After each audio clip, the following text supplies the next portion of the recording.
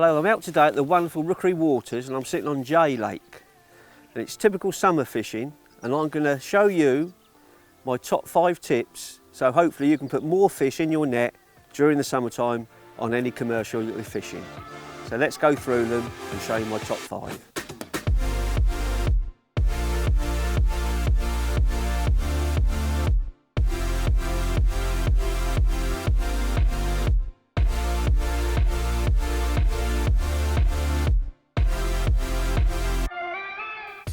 Right, well, tip 1 is probably one of the main aspects of any fishing, and that's feeding.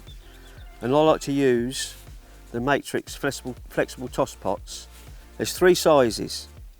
Now, it's not put the biggest one on so you can feed the most you can. That's not what it's about. It's about feeding your swim correctly. And with the sizes of pots from the smallest one, and you can get extensions for them to make them slightly taller so they hold more bait, but still less than the medium sized one, and that's less bait than the large size one. They both have an extension so you can add more bait into them, but even with the extension on, it's still not more bait than the one above it.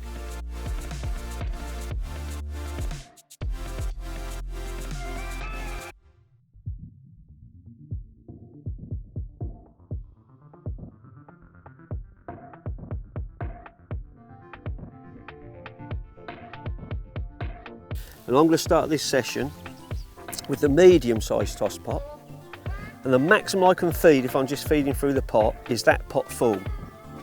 Now if you're feeling that you're overfeeding fish too much or putting too much feed in, then start on the smaller one, because if you feel that, it's next to nothing in summertime, that won't affect the way you're feeding the fish. And vice versa, that if you started on the biggest one and you put in too much food, that's when you start seeing tails and your foul looking fish, you're getting your feeding all wrong. So with these pots, small, medium and large, these flexible toss pots, it governs the amount that you're feeding each time when you go out. And if you fish with the smaller one first, even if you tend to fill it, you're not putting in too much feed. So it controls the amount of feed that you're putting in, and they're very accurate.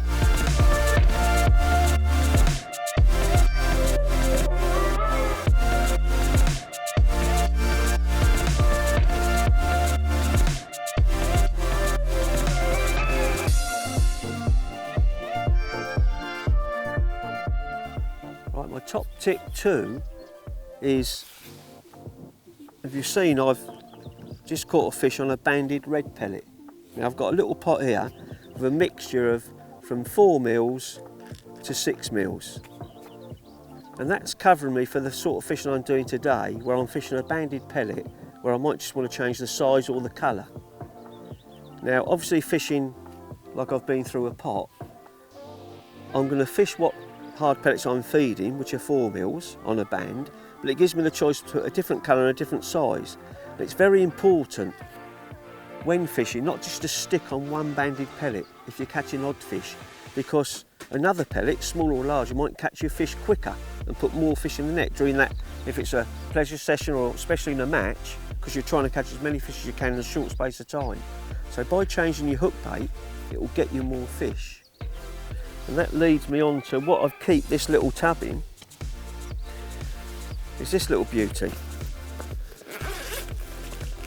It's a little piece of luggage that you've got little pots in that you can put different sized, different coloured pellets in. Now I know in that bag there I've got every pellet from 4 mil to 8 mil, there might be a few 10s in there. I've got my bandams, I've just got everything, I've got my wafters. It's just a whole selection of different hook baits that when you're fishing, even be it a method feeder, or if you're fishing the pole shallow, or you're fishing pole on the bottom with banded pellets, it's very important to have a hook bait that may change your whole match or session completely. But if you just stick with one pellet, you've just got some 4 or 6 mils with you, you're feeding them and fishing them, by having a selection of different coloured baits and size pellets, it can change your match, be it feeder or pole, shallow or full depth. Well worth it and well worth carrying.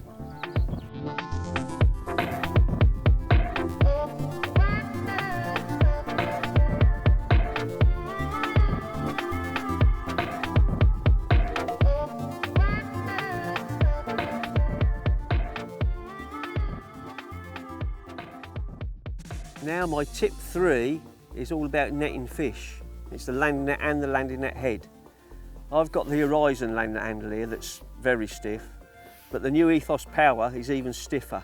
Now with a stiff landing net handle, 2-piece, you can scoot through the water quicker, and if you've got a landing net that allows the water to pass through, like the one I'm using, one of their carp landing net heads, you can go through water much quicker, and sometimes that fish that you can't quite get to when it turns and starts to shoot off, you've got them in the landing net, you've got them in quicker, and it cuts out time during a match. Each fish, if you can get in quicker, scoot through the water and get it, with a bending landing net handle and a net head that won't go through the water quick, you're at such a disadvantage. And a shallow landing net as well, because when you come to bring them your lap to unhook them, they're easy to unhook. If they're deep, they're bouncing about between your legs and it's an absolute nightmare. So stiff landing net handle and a shallow landing net head will cut down time in a match immensely. Well worth the investment.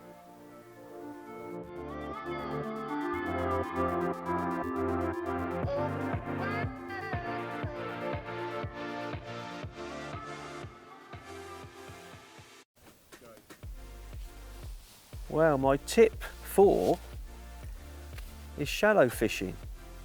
Now, I know we've been fishing over the far side on some of the other tips, but this is fishing down in the margin on casters shallow, banded caster, and it's the same all shallow fishing, is about the rotation of the rig combined with having the right setup.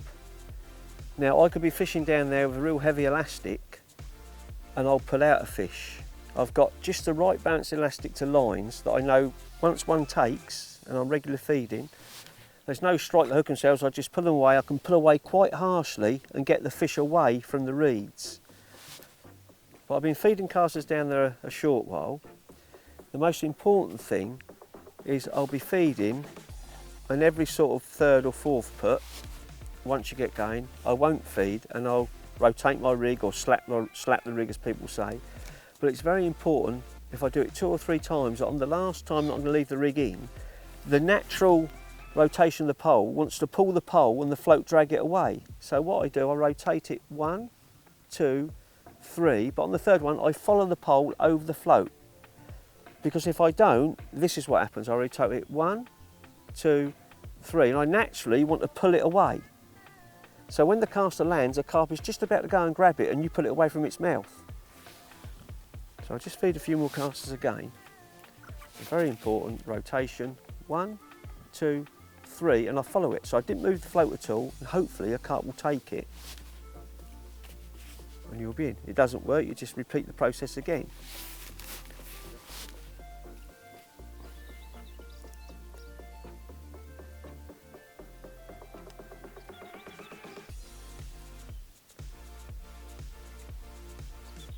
There we are. Straight away.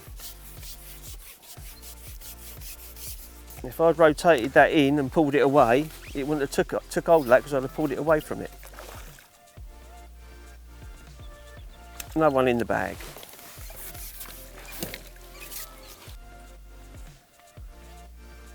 Now having the right combination of elastic is very important, the connector on the end as well.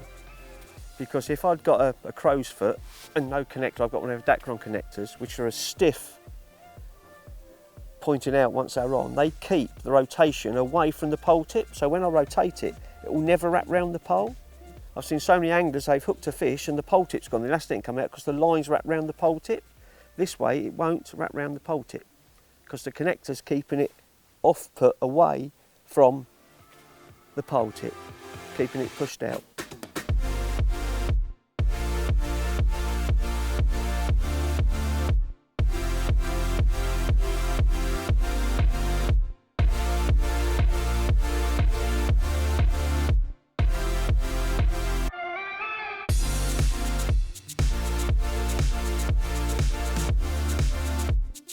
And leading on my final tip from shallow fishing are these 2 little beauties I'm using here, which are the short legs that will act as a box leg, but I use them on my foot plate.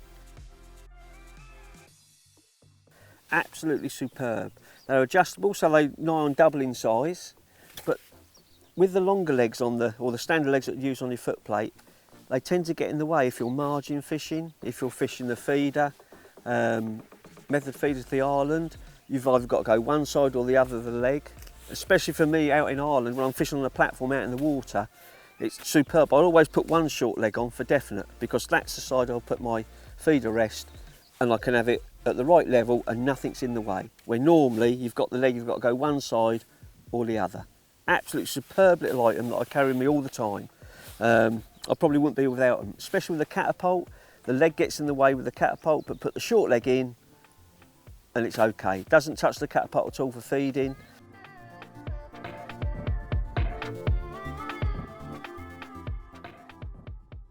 Lovely little gadget that I carry with me, and I wouldn't be without them.